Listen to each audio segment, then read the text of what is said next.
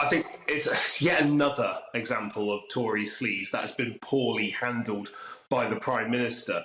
Politics really should reflect the best of our values as a country, and I'm afraid what we're seeing at the moment is yet another Conservative MP after Conservative MP doing something utterly appalling and seemingly being protected by Downing Street. If the Prime Minister had an ounce of decency, he would have withdrawn the whip immediately, not waited to see if he could sit it out to reward this arch-loyalist with that little bit more protection. I'm afraid it really stinks. And this is why we need to clear up our politics, clean out this awful type of sleaze that we are seeing engulf the government, restore public standards so people can look to politics and see, yes, that's the country's values being exercised. But at the moment, it looks pretty grubby. It really does. Arch-loyalist he may be, but he's also a human being, and surely there should be some system where his problems could be addressed and he could be cared for better than just being condemned. Well, I take the view that Parliament should be free of sexual predators. It should be a safe place for people to work, and I'm afraid it's not at the moment. What we need is to strengthen the independent processes that we have, to create a culture where people are able to come forwards to raise concerns about another member of staff or a member of Parliament, knowing that those concerns will be understood, respected, and their confidentiality respected. But it seems at the moment that we've got a culture where, depending where you are, you will be protected or shunned. It doesn't seem to make much sense to me that we had a by-election only a few days ago to replace a Conservative MP who is watching pornography in the Commons, but yet we don't seem to have that same type of rigour, that same type of action from the government for a Conservative Member of Parliament that allegedly has sexually assaulted two men. I mean, this doesn't seem right. That's why we do need due process. We do need to make Parliament a safe place for everyone to work. But to do that, we've got to change the culture, and that means changing the people at the top who seem to protect sexual predators, who don't take allegations seriously, and that's why we need change and reform.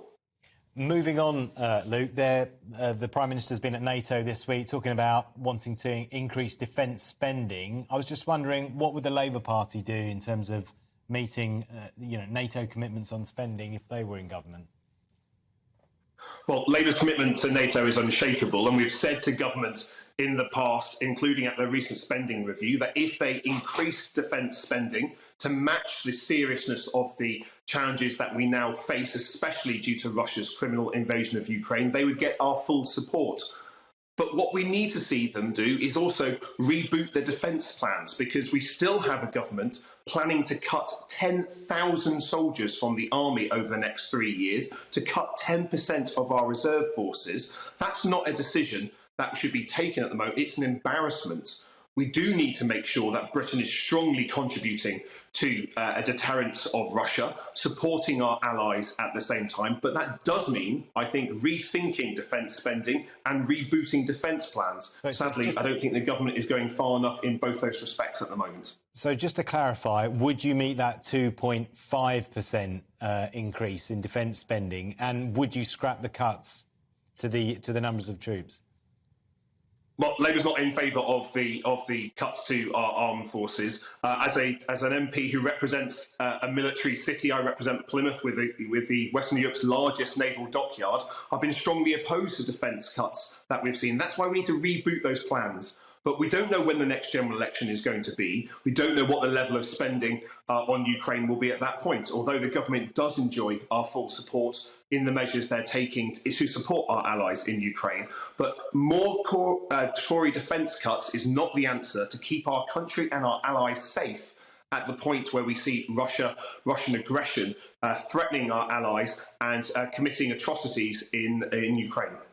It's interesting because we've been showing our viewers this morning the new army recruitment video. I don't know if you've seen it, but very clearly the message from the army is they're saying it's all very well to sink money into new technology.